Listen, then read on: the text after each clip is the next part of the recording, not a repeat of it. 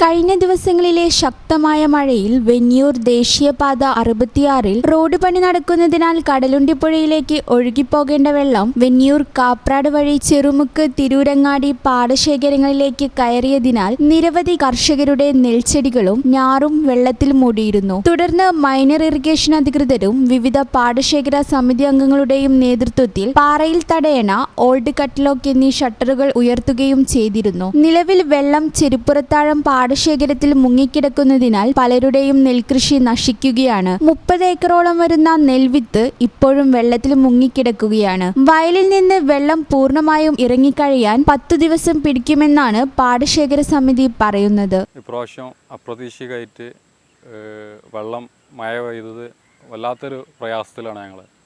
കതിരിടാനായ എൻ്റെ 2 ഏക്കറയും അതേപോലെ അദ്ദേഹത്തിൻ്റെ 5 ഏക്കറയും ഈ ഒരു അവസ്ഥയിലാണ്.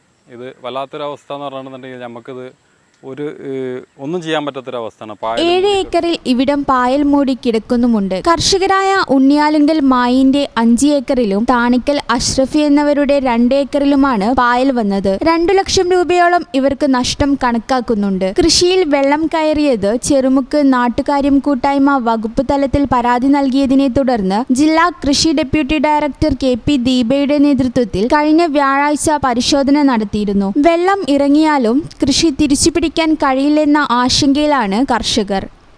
ഈ ചാനൽ ന്യൂസ് പൊന്നാനി. ഞങ്ങളെ പറ്റി നിങ്ങൾക്കല്ലേ കൂടുതൽ അറിയുന്നത്? പരിശുദ്ധിയുടെ സുവർണ പാരമ്പര്യം.